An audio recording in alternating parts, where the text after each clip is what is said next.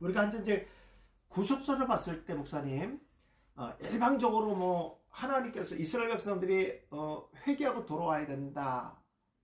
자꾸만 설교도 그렇게 하잖아요. 회개하고 돌아와야 된다. 우리가 너 왜 회개 안 하냐? 아니 그 목사님 나도 하고 싶어요. 근데 그게 안 된다. 이런 마음이 성도에서 들 거예요. 근데 제가 회개는 문법이 뭐라 수동태라죠. 수동태. 하나님이 허락하자면 회개도 안 되는 거예요. 그래서 아까 제가 무슨 그 매미라는 단어가 두 개고 하나 열린 것과 닫힌 거로 되어 있잖아요. 하나님께서 이스라엘 백성들의 마음을 열어줘야지만이 그렇죠. 되는 거예요. 그렇게 할 때 하나님을 알게 하는 거예요. 그러니까 그들이 마음의 문을 열어주니까 깜짝깜짝 놀라고 오싹오싹하게 되지, 닫힌 마음에다가 암만 얘기해도요 반응이 없어요. 그러면요, 그러니까 그것을 오싹하게 느낄 정도의 마음을 가졌다고 하나님께 그 문을 열어줬다는 얘기거든요. 그러니까 누구를 생각합니까? 하나님을 알게 되는 거죠. 하나님 깨닫게 되는 거죠. 그렇잖아요. 우리도 양심이라는 게 있잖아요. 양심에 정말 털나면 그런 말이 있잖아요. 모른다니까 그거예요. 근데 양심은 살아있으니까 그래도 강력하게 나오지 않는 거잖아요. 바로 이런 것들입니다. 그래서 안다는 야다의 개념인데요, 목사님. 야다. 자, 요거부터 할게요. 요건 경험과 분별입니다. 분별. 경험과 분별. 분별. 경험과 분별. 아까 제가 말씀드렸던 내용과 거의 흡사할 거예요. 구별, 경험. 이게 아인 속에 들어가 있어요. 그 사람들이 그 프린트물 한번 보세요. 그냥 아는 게 아니에요. 그러니까 하나님께서 어떻게 합니까? 알게 하는데 어떻게 알게 합니까? 경험과 구별이고요. 그 다음에 이제 달래서 문과, 여기는 하나 겸손 하나 집어넣어야 되겠죠? 겸손. 여기는 통과. 이건 좀 들어가야 돼요. 이건 좀 들어가야 돼요. 이렇게. 야, 나 안다는 게 무슨 말이냐? 사용적 의미로. 그 다음에 이제 이게 중요한 거예요. 능력과 또 하나 단어. 뭐뭐 하게 한다. 이게 중요한 거예요. 뭐뭐 하게 하는 거예요. 하나님이 알게 하는 거예요. 이게 아주 중요한 얘기입니다, 목사님. 제가 금방 말씀드렸던 그 야다라는 뜻 있잖아요. 뜻 속에서도 경험한다, 구별하다는 뜻이 가장 중요한 겁니다.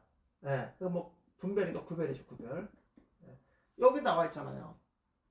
물론 이거 하나 더 하면 아이 본다는 의미겠죠, 본다. 그렇죠. 그러니까 하나님께서 그 말씀을 통해서 깨닫게 하셔야 돼요. 그 마음의 문을 하나님께서 하게 하는 거예요. 그런 자들이 그 문을 들어오니까 하나님 앞에 낮춰지는 거죠. 그들이 하나님을 두려워하지 않는 이유가 뭘까요?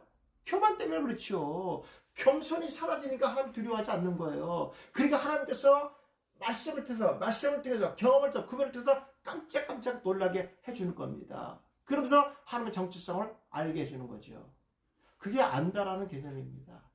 아까 제가 강조했던 것이 뭐냐면 경험과 구별이다. 제가 단어의 뜻과 상형이 같아야 된다고 말씀드렸어요. 그렇죠? 이게 같이 나오잖아요.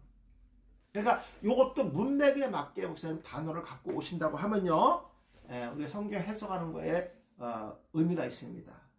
다시 한번 제가 이제 본문 읽을게요.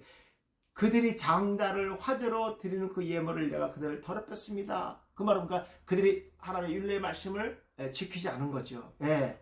그래서 그들을 말씀을 통해서 깜짝 놀라게 한 거예요. 그렇죠. 그리고 그들을 멸망하게 하시고 깜짝 놀라게 하셔서 여호와의 인자를 알게 하셨다. 이미 구별된 백성의 것을 알게 하셨고, 그래서 거기에 나오는 것이 알레프입니다. 알레프. 하나님으로부터 배우고 알게 하시는 것. 이것이 진리의 뿌리입니다. 뿌리, 근본. 근본. 그러니까 이스라엘 백성들은 하나님과 연결된 고리입니다. 이것을 벗어날 수가 없다는 거죠. 이거에 대한 정체성을 하나님께서 알게 하시는 거예요. 그리고 너희들은 이미 거룩하게 구별된 백성이라는 정체성을 알려주신다. 이것을 이스라엘 백성들이 알아야 되는 것이고, 거룩한 그 본체, 뿌리 근원이 어디냐? 하나님으로부터 나온다 하는 것을 가르쳐 줍니다. 그러니까 그들이 누굴 바라봐야 됩니까? 여호와 하나님을 바라봐야 된다. 이런 의미를 갖고 있습니다. 물론 이것도 이제 앞뒤를 다 이렇게 해서 문장을 만드시면 말씀이 너무 좋은 게 이것도 나와요. 틀림없습니다. 이것도. 제가 지금 한 절만 풀었는데 그 앞에 것 23절, 24절, 25절 여기까지 풀으면 참 좋을 것 같으네요. 네, 23절 나오네. 내가 또 내 손을 들어 광야에서 그들의 맹세하기를 내가 그들의 이방인 중에 흩으며 여러 민족 가운데 해치리라. 이거 나오네요. 이렇게 해서 앞뒤 문맥을 보시면요, 충분히 이해할 수 있는 부분들입니다. 예. 괜찮죠? 예. 전혀 무리가 없죠. 예. 제가 충분히 목사님들이 이해할 수 있을 만큼 이렇게 풀어드린 거기 때문에 이렇게 푸시면 좋을 것 같습니다. 이제 하나 더 곁들인다고 하면은요, 목사님, 그 단어의 의미가 어떻게 쓰여져 있는가 바이블 렉스에 들어가셔서 클릭하시면 됩니다. 아, 이게 소위 말해서 그냥 우리가 말하는 심판의 멸망을 얘기하는 것이 아는 단어구나. 맞습니다, 목사님. 그래서 우리가 공부하는 것 중에서도 중요하게 제가 다루는 게 뭐냐면 은유입니다. 은유. 그래서 요번에 제가 아카데미에서 은유사전 논문에다 집어넣는 거 강의할 겁니다. 요번에. 예. 목사님 그것도 넣는 법을 많이 모르실 것 같아서 집어넣을 거예요. 만약에 은유가 논문에 들어가면요, 지금 우리들만 아는 겁니다. 진짜로 이거. 예. 이야, 논문에 이런 게 들어가면요, 엄청납니다. 제가 지난번에 그 아카데미에서 무슨 이제 지팡이 했잖아요. 오늘 할 겁니다, 목사님. 오늘 할 거예요. 오늘 하나님께서 모세에게 3가지 증표를 보여준 거 있죠? 애굽을 가기 전에. 그 지팡이. 그거 갖고 오늘 할 겁니다. 그러니까 그 지팡이에 이런 의미들이 여러 개가 있잖아요. 제가 저번에 강의했지만 다윗이 골리앗 앞에 갔던 그 지팡이는 우리가 알고 있는 그 지팡이 아니라 막대기였잖아요. 이야, 그러니까 되게 설교할 때 가다가 말이야 막대기 하나 주워갖고 말이야 이게 이렇게 하면 안 되죠. 무기였어요. 그건 지팡이가 무기였습니다. 바로 이런 것들이에요. 아주 중요한 얘기거든요. 우리가 이런 것들을 알고 설교한다는 것이 얼마나 감사합니까? 정확하게 알고 하나님의 의도를 성도들한테 말씀의 꼴을 먹인다는 게 얼마나 위대한 사역이겠습니까? 누가 기뻐하시겠습니까? 하나님이 기뻐하지 않겠어요? 다 같은 지팡이로 부르면 안 된다는 거. 오늘도 그 모세가 그동안의 위대한 광야에서 갖고 있었던 그 지팡이가 맞대었었어요. 모세는 몰랐었죠. 하나님이 그 지팡이의 정체성을 가르쳐 줍니다. 오늘. 그래서 그 지팡이를 다시 기적을 베풀어서 모세의 손에 들려줍니다. 그게 맞대 지팡이였었어요. 오늘 제가 풀어드립니다. 그러니까 이런 것들이 정말 얼마나 감사한지 몰라요. 은유 대단한 책입니다, 목사님. 대단한 책. 목사님들이 이런 무기들을 갖고 있다는 거예요. 이런 것들 활용법을. 제가 우리 금요반 서울이니까 제가 이렇게 이런 얘기들을 강력하게 하는 거예요. 저랑 오래 공부하셨기 때문에 공감대가 형성되기 때문에 제가 이렇게 하는 겁니다. 제가 이제 이런 고민도 좀 해봤어요, 목사님. 우리가 이제 서울반은 지금 지방보다는 배우는 과목들이 되게 많습니다.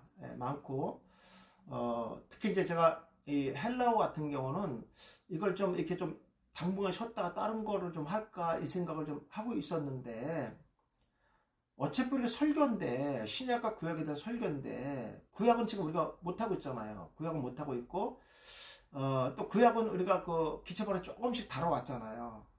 그래서 이거를 다음 달부터는 목사 이걸 구약으로 한번 하면 어떨까 이 생각이 들거든요. 구약으로. 그 다음에 또 어느 정도 지난다 신약을 좀 하고 이렇게 했으면 되는데 목사님 사실 구약보다는 신약이 많이 좀 이렇게 좀 뭐랄까 좀 딸린다 할까 좀 그런 게 있죠. 근데 새로 이제 서울에서 올라오시는 분들은 이 신약 문법하고 문화 배경을 배워야 되거든요. 지방 같은 경우는 전혀 못해요. 그래서 이걸 아카데미에 집어넣는데 아카데미도 지금 대면에서 하면 이걸 헬라어가 들어가는데 대면을 못하기 때문에 지금 못 들어가고 있어요. 그러다 보니까 서울 같은 경우에도 지금 이걸 안 할 수도 없고 또 하시는 분들은 오래 했기 때문에 또 많이 이제 이해를 하실 텐데 막상 설교에 들어간다고 하면 이게 쉽지는 않거든요. 예, 하여튼 좀 더 고민을 해봤다가 한번 이걸 제가 한번 생각 좀 해보겠습니다. 자, 어디 보시냐면요. 직설법 2강을 한번 보겠습니다. 페이지 9페이지입니다. 직설법 2강. 네. 9페이지 신약책 나도 먼저 설교했습니다. 신약 직설법 2강입니다. 제가 오늘은 좀 깊이 있게 좀 해드릴게요. 직설법. 예. 이건 실제적으로 일어난 사건을 얘기하는 거죠. 직설법. 마태복음 4장 19절 20절입니다. 말씀하시되 나를 따라오라. 내가 너희를 사람 낚는 어부가 되게 하리라 하시니 그들이 곧 그물을 버려두고 예수를 따랐다 그랬습니다. 이렇게 딱 보면 뭐가 생각나죠? 순종이에요, 그냥. 문자대로 봐서 순종입니다. 그럼 어떤 순종이냐? 그냥 무조건 순종만 하면 된다는 거야. 주님이 따라오라면 이유가 어딨냐는 거죠. 그렇게 무식하지 않아요, 얘네들이요. 유대인들 그렇게 우리가 설교하듯이 무식한 믿음을 강요하는 그런 사람들 아니에요. 그러니까 우리가 히브리인들의 사고를 반드시 알아야 된다는 이유가 바로 이거예요. 문자로 봐서 그거잖아요. 말씀하시되 따라오라. 내가 뭐 이유 되지 않는 사람은 어부가 되게 해준다. 그랬더니 그 말을 알아듣고 그 따라갔다는 거예요. 여러분 여기에 뒤돌아보면 안 됩니다. 여러분 그물을 버려두고 가잖아요. 이런 믿음이 있길 축원합니다. 아멘. 그래요. 보세요. 우리 한 번만 눈 돌려봅시다. 얘네들 하루 벌어서 하루 먹고 사는 애들이에요. 그물 버려두면 처자식 버려도 되는 거예요? 그거는 왜 얘기 안 하죠? 그런 거 하나님 다 책임진다는 거야. 그러지 마세요. 그런 식으로. 다는 아니잖아요. 다는 아니잖아요. 그러면 거긴 말씀드렸던 성도들이 다 그런 식으로 하면 다 이복을 받나요? 아니잖아요. 그러니까 이거 위험한 말씀이라고요. 그래서 우리가 이런 문화적인 배경과 히브리인들의 사고가 먼저 들어가 있어야 됩니다. 이 말씀도 바른 거예요. 이것은 순종을 강요하는 게 아닙니다. 그렇게 하면은 보세요. 그렇게 하면 또 문제가 뭐가 있냐면요. 하나님의 거룩한 부르심의 주권이 누가 있냐면 나한테 있다는 거예요. 그렇게 하면 안 되죠. 그렇게 하면 안 돼. 이건 하나님의 강력함이 있었다는 거예요. 내가 순종이라는 것은요. 내 어떤 의지가 포함되어 있는 거잖아요. 이건 그런 부르심이 아니에요. 왜냐하면요. 그들이 예수님을 따랐다는 그 단어가 문법이 과거형으로 되어 있어요. 이게 중요한 거예요. 보세요. 현재는 맞아요. 그들의 결정에 의해서 가는 겁니다. 근데 과거니까 이미 하나님께서 이미 이전에 그들을 뭡니까? 사람 낳는 업으로 계획하셨기 때문에 예수님이 그를 찾아간 거예요. 그래서 그를 부른 거예요. 이것을 그들이 알았다는 얘기죠. 이렇게 설교하셔야 됩니다. 이게 구속사예요. 이것이 주권이 누구한테 있는 거예요? 하나님께 있는 거예요. 한번 보겠습니다. 그래서 제가 말씀드렸던 것이 바로 이겁니다. 고대 사회에서는요. 선생과 제자들의 이 관계가 무진장 중요했어요. 지금 어떤 시대입니까? 지금 이스라엘 백성은 로마 치하에 있어요. 누군가 그들은 메시아 사상을 갖고 있었단 말이에요. 그렇지 않겠습니까? 아무나 쫓아갑니까? 그렇지 않지요. 바로 이런 부분들이고 그물을 놓고 따랐다는 것도요. 모두 뒤에 나오겠습니다만은요. 예수님의 사역은요. 농한기와 농번기를 나눴다는 것을 꼭 기억하셔야 됩니다. 우리 자꾸만 이런 식으로 해서 옛날엔 그런 설교가 참 많았어요. 예수 믿는 사람들은 집이 지저분하다는 거예요. 여자들. 교회에 빠져갖고 설거지도 안 하고 교회 뛰어간다는 거야.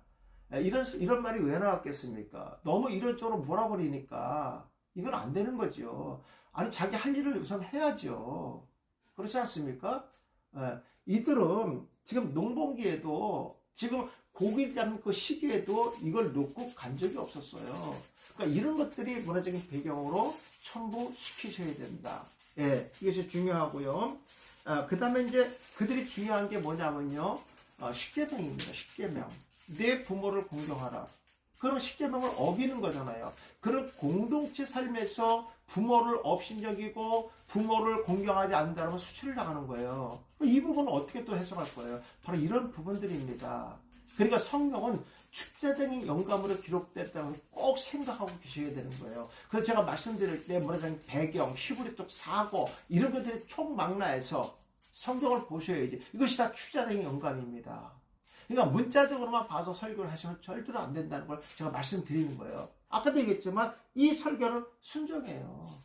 주체가 누구냐면 제자들이 허락했기 때문에 갈 수 있었다. 이렇게 하면 안 되는 거예요. 과거형으로 되는 건 어떻게 풀겠어요? 한번 제가 그거부터 볼게요. 예. 자, 따랐다. 거기 보겠습니다. 아클로데오라는 단어 썼죠. 직설법, 실제로 따른 거예요.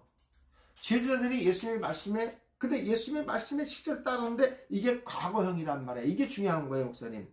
그러나 간 것은 자기들의 의지를 갖고 능동으로 간 거죠. 그렇죠. 그러나 이 과거형이 중요한 겁니다. 이미 그들은 예수님의 부름에 따라가기로 작정되었던 자들이다. 이렇게 하셔야 됩니다. 이게 가장 중요한 성경의 핵심입니다. 네. 하나님의 부르심이 작정되어 있었다. 그래서 그들이 순수히 예수님의 말씀에 선택되어서 갈 수 있었고 그것은 농한기 때 이미 하나님께서 부르신 것이다. 네. 그러니까 이것은 예수님께서 불렀을 때 자신의 의지를 갖고 따라갔다. 이렇게 해석해야 됩니다. 억지로 끌려갔다는 수동태가 되는 거예요. 네.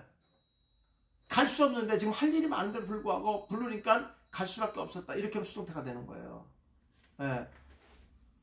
능동태니까 자신의 의지를 갖고 따라갔다. 이렇게 해석해야지만 맞는 겁니다. 또 하나의 근거는 뭐냐?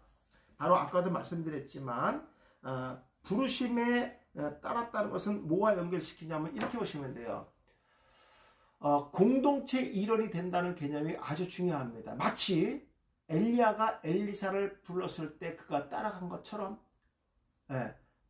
공동체 수장으로 인정해서 갔다는 의미도 포함시켜야 됩니다. 당시 유대사회가 그렇기 때문에 그렇습니다. 성령시대 예수님이 메시아 사상이 있었기 때문에 그렇습니다. 그러나 아무나 쫓아가지 않는다 하는 것은 필히 집어넣어야 됩니다. 그러니까 그들의 부르심은 하나님의 역사하심이 있었고 그들이 따르면 하나님의 감동을 그들에게 주셨다. 이렇게 하시는 게 좋습니다. 근데 그거에 영향을 받아 갔다는 니팔이 되겠죠. 그러니까 제가 문화적인 배경도 설명해 드렸다는 것이 바로 이런 겁니다. 그만큼 예수님에 대한 신뢰, 공동체 수장으로서의 신뢰, 이것도 그들이 이미 사회의 구조 속에서 인식하고 있었다 하는 것도 포함시켜야 됩니다. 이해가시겠죠? 내용들은 무슨 책에서 읽어보시면 자세히 나와 있습니다. 직설법은 실제로 그들이 따랐다는 거예요. 이게 자주, 그것을 어떻게 능동으로 따랐다. 이렇게 하셔야 됩니다. 그리고 그들의 능동은 하나님의 작정 속에 있었다. 이렇게 하셔야 됩니다. 하나님의 작정 속에 이미 그들의 스스로 그 말씀에 따랐다. 그것은 사회 구조도 있었고 마치 엘리야가 엘리사를 부른 것처럼 엘리사가 그 선생의 말을 따랐던 것처럼 저희들도 그와 같이 따라갔다. 이렇게 해석 보시는 게 정확히 맞습니다. 제가 시간이 없어서 다 할 수가 없어서 이게 개념만 설명드립니다. 자, 그 다음에 좀 넘어갈게요. 어디 보시냐면요. 35페이지 보겠습니다. 35페이지. 그 전인가요? 네. 23페이지 보겠습니다. 23페이지. 가정법입니다. 23페이지 가정법. 마태복음 5장 13절입니다. 자, 너희는 세상의 소금이니 소금이 만약 그 맛을 잃으면 무엇으로 짜게 하리요? 후에는 아무 쓸데없어 다만 밖에 버려져서 사람에게 밟힐 뿐이다. 예. 이건 두 가지 문화적인 배경이 포함되어야 됩니다. 책엔 한 가지밖에 안 들어가 있는데 당시에 유대 사회에서 고대 이스라엘 사회에서는요 화덕으로 사용했던 연료가 뭐냐면 동물의 배설물입니다. 이것을 이제 지붕 위에서 말렸다가 이것을 이제 연료로 씁니다. 그럼 뭐 나무가 뭐 이렇게 풍족하게 없기 때문에 동물들이 대개 풀을 먹고 성장하기 때문에 그 배설물이 다 연료로 사용했습니다. 근데 연료가 그 뭐 쉽게 붙습니까? 그렇잖아요. 그래서 그들에는요 그 화덕 밑에다가 그 배설물 밑에다가 뭐를 뒀냐면요. 소금입니다. 소금을 불쏘시개로 사용했다는 사실. 예. 요 한 가지. 또 하나가 뭐가 있었냐면요. 문화적인 배경에서 봤을 때 또 하나가 뭐냐면, 요번에 이제 저희가 만약 성교수를 나가면 요것도 하나의 코스에 제가 넣을 겁니다. 자, 그러면 일단 박물관 코스 하나 하고, 그 다음에 소금산. 예, 요거, 지금도 그 동굴이 있거든요. 예, 지금도 그 소금들이 이게 뭐 잘한다랄까? 예, 거기에 한번, 방문하는 걸 제가 요번에 또 집어넣을 겁니다. 예, 뭐 코로나 끝나지 않겠어요, 이거? 그렇죠? 예, 지금 뭐 대기자가 엄청 많아요, 지금요. 예, 그래서 아무튼 뭐 두 가지는 또 들어갈 겁니다. 예, 그 다음에 이제 광야 투어. 예, 그것도 이제 하나 집어넣을 겁니다. 저거 타고, 찝차 타고, 오픈카 하고 그것도 한번 들어가기로 했어요. 바로 소금산의 소금입니다. 돌과 같이 단단하게 응고된 거죠. 엄청 비싸죠. 이걸 깨갖고 집을 갖고 옵니다. 그리고 잘게 부숴서 물에 일주를 담궈둡니다. 그 일주일 후에 그 돌을 들었을 때 맛을 잃어버리죠. 그래서 밖에 버립니다. 이것이 두 번째 문화적 배경입니다. 이런 것들을 깔고 가셔야 돼요. 왜 예수님께서 이런 비유로 말씀하셨냐면요. 그들이 가장 그 말씀에 대해서 이해할 수 있도록 비유로 말씀한 겁니다. 네. 그래서 맛을 잃으면 가정법이에요, 목사님. 가정법은 주어가 어떻게 행동하느냐에 따라서 결과가 돌아오는 거잖아요. 그죠? 그러니까 가정법은 맛을 잃는 자가 있는가 하면 잃지 않는 자도 있다. 이런 것입니다. 두 가지의 개념을 같이 설명하셔야 돼요. 그러니까 맛을 잃었을 때 이런 결과가 오고 맛을 잃지 않을 때 이런 결과가 온다. 이런 결과는 이미 이런 부분 때문에 이런 결과가 온 것이다 라고 반드시 설명을 하셔야 됩니다. 그러고 나서 구속설에 연결하려면 어떻게 됩니까? 그렇지요. 우리가 복음의 맛을 잃어버리고 정체성을 잃어버리면 세상 사람들에게 밟히는 거예요. 예수님의 말씀은 이런 것들을 얘기하는 겁니다. 꼭 복음의 맛뿐만 아니라 이미 복음을 가진 자들의 삶 자체도 그 삶의 율례의 삶이 그 율법의 삶이 온전하지 못하면 이것 또한 수치를 당하는 겁니다. 그러니까 율법이라는 것은 구약시대만 존재하는 것이 아니라 구원받은 백성들이 반드시 율법 안에서 살아가야 됩니다. 그렇잖아요, 목사님. 아니 이미 우리가 구원을 다 받았기 때문에 그 십계명 같은 거 지키지 않아야 됩니까? 아니죠. 그 중에 그런 사람들도 참 많이 등장했더라고요. 보니까 11조는 드리지 마라. 악마의 뭐라 그러더라. 헌금이란 말도 안 해요. 악마의 뭐라고 하면서 이러가면서 그래도 목사들이 또 해야 나 지금 희한해 죽겠어 진짜. 일반 사람이 하면 좀 나아 진짜. 목사님들이 그렇게 하면 그거 도대체 어떻게 된다는 거야 도대체 정말. 그러니까 성경을 지금 제대로 모르니까 그러니까 악한 세대가 온 거예요, 목사님. 옛날에 뭐 감히 이런 얘기가 아니 일반인들 이런 말 하지 않았죠. 바로 이런 거예요. 복음의 맛을 잃어버리니까 이런 현상들이 일어나는 겁니다. 지금 말은 목사지만 양의 탈을 쓰는 일들이 얼마나 많습니까? 거짓 목자들이 지금 얼마나 많습니까? 또 이거 안수해진 그 교단들은 또 얼마나 또 이거 수치를 당하고 있습니까, 지금요. 그렇다고 뭐 이거 어떻게 하겠어, 이거 한두 사람도 아닌데. 참, 이 총회 입장에서 봤을 때, 교단 입장에서 봤을 때 이것이 문제거리죠, 골칫거리죠, 이런 부분들이. 너무나 드러나니까 지금. 옛날에 뭐 드러나지 않았으니까 몰랐지만 지금 다 드러나잖아요. 그러니까 이런 부분들을 어떻게 할 것인가. 이런 문제입니다. 교단 차원에서 감당할 수 없는 거. 그들은 완전히 처음부터 맛이 없었다죠. 그들은 맛을 잃은 자가 아니에요. 처음부터 없었는데 있는 척 한 거예요. 근데 처음부터 없었던 것이 지금 그들은 정체성이 드러난 거죠. 이렇게 봐야지 그 사람은 맛을 잃은 게 아니에요. 그 맛도 없었어 처음부터. 복음도 없었어요. 근데 오늘 이 복음을 갖고 있는 자들이 맛을 잃는 자들이 있다고요. 그러니까 이 맛을 정체성을 되찾아야죠. 그렇지 않겠습니까? 그 말씀을 하는 겁니다. 그래서 여기서 가정법은 그렇게 말해야 돼요. 근데 재밌는 게 있어요. 문법이 과거예요. 그러면 이미 이들은 그 맛 자체도 갖고 있지 않은 자들이죠. 그동안에는 몰랐지만 지금 결과를 봤을 때 맛이 전혀 없었던 사람들. 예, 그렇게로 작정돼 있었던 사람들이었다. 이렇게 해석을 하시게 됩니다. 과거형이기 때문에. 현재는 현재에만 나타난 거예요. 그렇죠? 그러면 목사님, 우리 복음을 갖고 있는 사람들은 실제로 그 맛을 잃을 수가 있나요? 물론 잃을 수는 있습니다. 그렇죠? 근데 완전히 상실했다 이렇게 할 수는 없어요. 예, 완전히 상실했다 이렇게 말할 수는 없죠. 왜냐하면 나는 하나님을 바라보면서 고개를 돌릴지 모르지만 하나님이 이미 우리를 바라보고 있었다는 거죠. 예. 근데 그 정체성을 내가 찾는 거죠. 이런 각도에서 구원관에서는 이렇게 보셔야 됩니다. 문화적인 배경에서는 문화적인 배경으로 보셔야 되고, 여기 문법에서는 그렇게 봐야 되는데, 이것도 수동태예요. 내가 맛을 잃어버리고 싶다고 잃어버리는 게 아니에요. 이미 처음부터 이미 그들은 소금의 사명을 감당할 수 없는 자들이었죠. 예. 근데 마치 소금의 역할을 감당하는 것처럼 보였지만 그들은 그런 맛을 가지고 있지 않았어요. 하나님께서 이미 그들에겐 허락되지 않았다. 이렇게 보시는 게 맞고요. 만약 이것을 하나님께서 맛을 잃게 했다. 수동태니까 이렇게 해석하면 안 되죠. 이거는요. 이건 곤란합니다. 넘어갑니다. 자, 제가 원래 자세히 하려고 했는데 지난번에 그렇게 하기로 했는데 하다 보니까 또 이렇게 개념만 또 하게 되네요. 자, 그 다음에 35페이지 한번 보겠습니다. 35페이지에 명령법입니다. 명령법.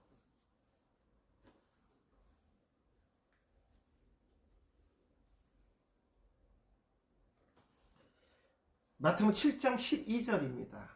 이것도 목사님들이 이제 개념적으로 좀 알고 있어야 돼요. 그러므로 무엇이든지 남에게 대접하고자 하는 대로 너희도 남을 대접하라. 이것이 율법이요 선지자라 그랬어요. 율법이요 선지자다. 참 재밌는 말이 나와요. 예.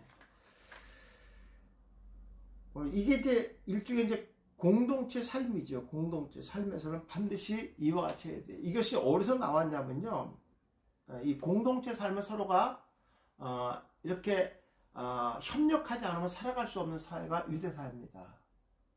왜냐하면 이들의 삶 가운데 가장 큰 걸림돌이 뭐냐면 광야입니다. 광야. 모든 생활권은 광야를 통해서만 이루어지거든요.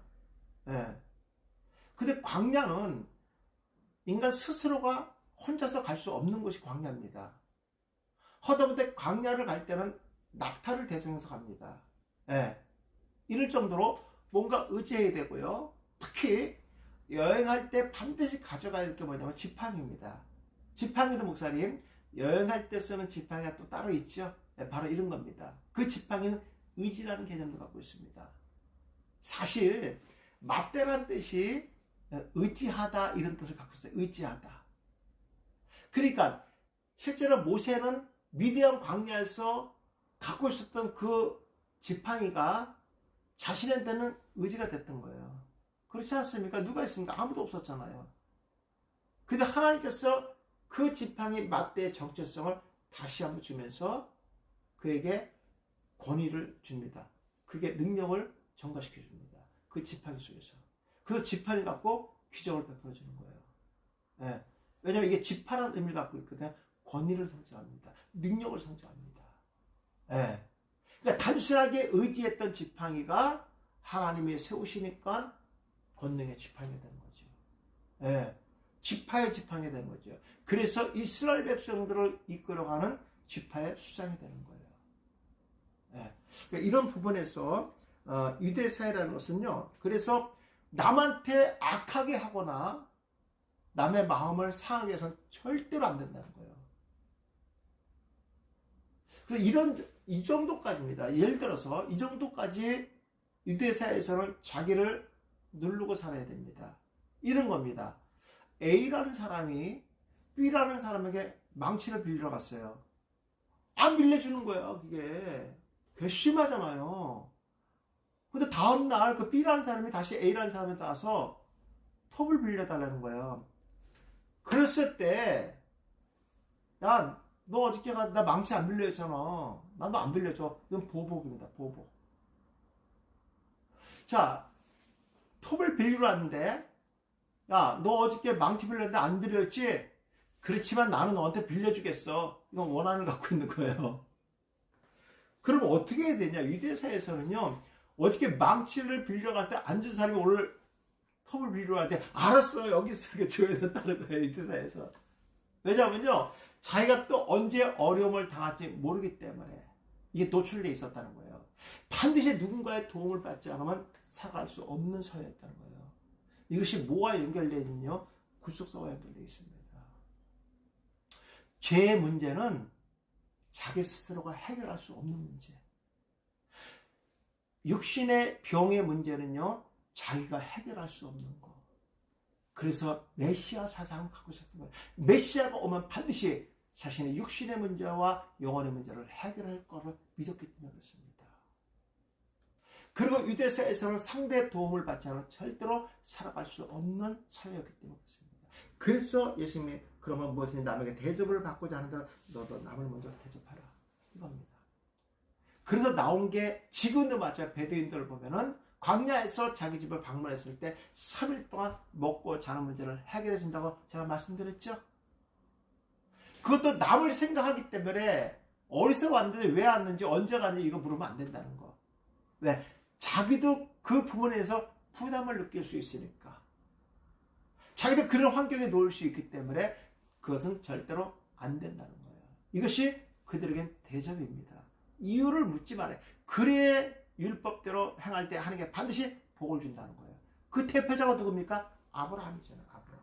아브라함은 나그네들, 거린들을 불러다가 극진히 대접했습니다. 이것이 뭐와 연결됩니까? 그렇죠. 사자가 집에 방문했을 때 살찐 송아지를 잡고 떡반죽을 만들고 엉킨 우유와 우유로 대접하는, 이것은 이미 그들의 삶 가운데 드러났다는 거예요. 이래서 복을 받았다는 사실을 그 후손들이 알고 있었다는 거죠. 예수님도 유대인이잖아요. 그렇죠? 이런 사고들을 그들에게 전가시켜 주셨다. 여기에서 나오는 것이 바로 명령법입니다. 이것은 어기서는 안 돼요. 반드시 이와 같이 살아야지만이 공동체 삶을 살 수 있고, 이러한 자들이 반드시 복을 받는다는 거예요. 우리 기독교 사상도 그거 아니겠습니까? 원수까지도 사랑하라. 근데 이 원수까지 사랑하는 개념은 우리가 알고 있는 그런 원수를 얘기하는 게 아니에요. 내 부모를 죽이는 걸 원수라는데 그건 적이야, 우리한테는요. 네. 적과 원수는 다른 거예요. 성경에서 원수라는 개념을 사랑하는 것은 뭐 내 부모를 죽이고 하고 이런 것을 얘기하는 게 아니라 자기한테 수치를 주는 것을 얘기하는 거예요. 네. 그런 자들은 사랑해야죠. 부모를 죽이는 건 적이지. 그건 무슨 원수야. 그런 개념이 다른 거예요. 그래서 성경에서 말하는 원수의 개념은 다르다는 것을 알고 계셔야 됩니다. 예. 그러니까 제가 이제 그 설교 만든 것도 있지만 거기에 보면 우리 기독교인들이 이 소위 말해서 적그리스도 대적자들을 어디까지 관용을 베풀 것인가 하는 부분들입니다. 예. 우리가 관용을 베푸는 것과 영적 싸우는 대상들은 이미 구별되어 있다는 걸 아셔야 돼요. 물론 그들도 전도의 대상은 되지만 확실히 구별된 자들은요, 함께 할 수 없어요. 그리스도와 벨열이 함께 할 수가 없는 것처럼 함께 안 됩니다. 그것까지 관대하게 품으라고 하면요, 그건 성경 잘못 알고 있는 거예요. 네. 왜 그러냐면요, 세계적인 전쟁은 다 99.9%가 종교전쟁입니다. 목사님. 다 종교전쟁이에요. 사상이 다르다는 거예요. 네. 하나님도 이미 그 부분에서는 허락을 하셨습니다. 그러니까 이스라엘과 블레셋의 싸움은 전부 하나님과 누굽니까? 이미 이방인들과 싸움입니다. 바로 이런 것들을 성경에서 말하고 있는 거예요. 신과의 싸움이거든요. 네. 우리가 그들까지도 관대하게 품는 것은 아닙니다. 네. 원수는 사랑하지만, 수치를 주는 사람은 사랑할 수 있지만 적은 안 된다 하는 것들을 강조합니다. 자, 또 넘어갈게요. 요거 하나만 마칠게요. 요거는 이제 부정사 한번 보겠습니다. 제가 늘 약속은 자세히 푼다고 하지만 이게 또 안 되네요. 하다 보니까. 그러면 한 개, 두 개밖에 못 푸니까 좀 제 욕심에서는 하고 싶은데 다음에 정말 그렇게 한번 해보겠습니다. 약속만 하고. 자, 50페이지 부정사입니다. 2강입니다. 마태복음 9장 5절입니다. 50페이지.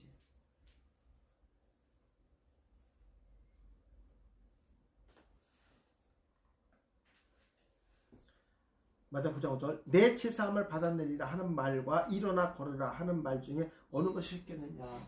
예. 이건 중풍병자 걸린 자. 이걸 제가 저번에도 강의했었어요. 예수의 기적 중에 들어갑니다. 예. 가버나움에서 있었던 사건이죠. 예. 이거 간단하게 설명할게요. 목사님들은 뭐가 쉬운 것 같아요? 내 제사함을 받았다 하는 말과 일어나 걸어가라. 중풍병자에게 일어나 걸어가라 하는 말과 제사함을 받았다. 뭐가 쉽냐? 우리 목사님들 입장에서는 제사를 받았다가 쉽지 않아요? 그 눈에 안 보이니까. 근데 중풍병자 걸린 사람한테 침상하게 일어나 걸어가라. 이건 눈에 보이는데 이게 어렵죠, 이 말이. 이거 안 되면 어떡할 거예요? 제사를 받았다? 난 그렇게 믿겠다는데 뭐. 내 제사 안 받겠다. 예. 그렇잖아요. 그렇잖아요. 근데 실제로 뭐가 어려운 거예요? 그렇죠. 제사함을 이게 어려운 거예요. 왜? 누구만 할 수 있기 때문에. 하나님만 할 수 있기 때문에.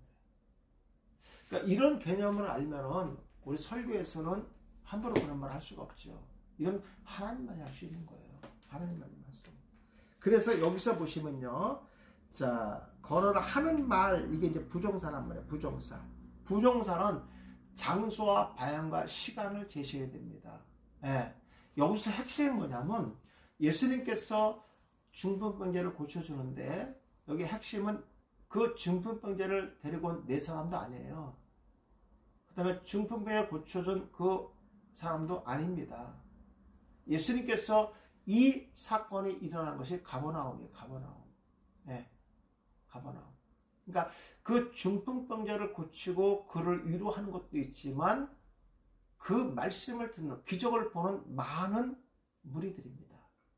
네, 거기에는 특히 바리새인과 서기관들이 같이 동참했기 때문에 그래서 가버나움에서 예수님의 기적이 가장 많이 일어났지만 그들을 위로하고 그렇죠? 어떤 의미에서는 그들과 어떤 설득의 의미도 있어요. 왜? 예수님의 사역이 아직 끝난 게 아니기 때문에. 왜냐하면 그들이 그것이 걸림돌이 되니까. 그렇죠. 물론 예수님은 십자가 달리셔야 됩니다. 그러나 그때가 아직 아니기 때문에. 뭐 그들을 구원하기 위해서 그러신다. 그런 뜻은 아닙니다. 예수님의 사역이 아직 끝나지 그때가 아니기 때문에 그들을 위로하고 하기 위한 것이 본질이었다. 이렇게 보시는 게 맞습니다. 부정사의 개념은 그렇게 보셔야 됩니다. 여기서는요. 제가 어떤 의미에서는 목사님 이렇게 개념만 설명하는 것이 더 어려울 수도 있어요. 근데 그것이 쉬운 거는 뭐냐면 책의 내용만 읽어보시면 이해가 쏙 들어올 겁니다. 그렇다고 내가 책을 그냥 읽을 수는 없잖아요. 이거는요. 그렇잖아요. 그렇죠? 개념만 제가 좀 설명을 드리는 겁니다. 제가 이제 여러 번 반복하다 보니까 제가 그런 생각이 좀 들어서 목사님들한테 제가 말씀드리는 겁니다.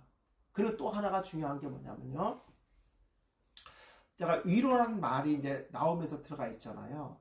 그러니까 이렇게 그 당시에 예수님께 앞에 모인 사람들은 대부분요. 병든 자들이에요. 그들이 무슨 위로가 필요 있겠어요? 이거잖아요. 성전에 들어가지 못하는 거. 부정한 자들은 성전에 들어갈 수 없어요. 성전에 들어가지 못하는 자체가 하나님을 못 만난 거고 공동사회에서 공동체사에서 성전에 들어가지 못하는 것은 수치입니다. 공동체 살아갈 수 없어요. 왜 수치냐면요. 그 병의 원인이 죄로 받기 때문에 그렇습니다. 그래서 예수님께서는 이런 것들을 위로하기 위해서 가버나움에서 이 사건을 일어났다. 그것이 이제 장소와 방향과 개념을 반드시 설명하시면 되겠습니다. 그러니까 이런 것들도 단어의 뜻, 가버나움에서 했던 그 장소가 어디냐, 장소의 개념, 이런 것들을 설교에서 집어넣으셔야 됩니다. 그러니까 이런 것들은 목사님들이 제가 강의할 때, 문화병에 설명할 때 들으시면 다 해석이 되는 거예요. 가버나움을 보시면 히브리어로 가라고 되어 있죠. 헬라어지만 헬라어의 사전에 가면 히브리어로 가라고 히브리어 스톤코드 넘버가 되어 있어요. 거기 들어가면 위로와 그 나움에 대한 뜻이 나옵니다. 그게 뭐죠? 파카드인가요? 합성합니다. 파카드하고 나움하고 합성합니다. 그러니까 이렇게 보시면 이제 그 가버나움에서 이 사건이 왜 일어난지가 자세히 나옵니다. 이제 공부 어느 정도 하시다 보면 성경의 눈이 열릴 거예요. 어떻게 봐야 되는지. 그러니까 성경의 전체적인 스토리, 이거는 기본이에요. 성경을 모르면 풀어갈 수 없으니까. 그동안은 몰랐으면 앞뒤의 내용들을 읽어보시면 되는 거예요. 그리고 예를 들어서 지금 나오는 이 말씀, 예, 지금 마태복음 9장에 있는 내용이 어떤 내용인가, 8장에는 무슨 일이 있었는가, 그리고 10장에는 어떤 일이 있었는가, 그 앞뒤의 장수를 또 연결시켜 보시면 내용들을 다 전개할 수 있습니다. 이런 것들이 되게 중요한 거예요. 예를 들어서 예수님께서 A란 지역에서 B란 지역으로 건너가셨다. 그럼 A란 지역에서 뭐가 있었기 때문에 왜 일로 오셨는가, 이것까지 해결이 됩니다. 예, 사복음서는 이런 연결고리들이 너무 중요하기 때문에 그렇게 보시는 게 좋을 것 같습니다. 예. 오늘 여기까지 할까요?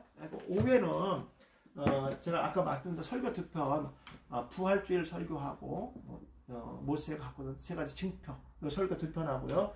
스가랴 오늘 첫 시간 합니다. 네. 식사 맛있게 하시고요. 12시 55분에 만나도록 하겠습니다. 감사합니다. 수고하셨습니다. 고맙습니다.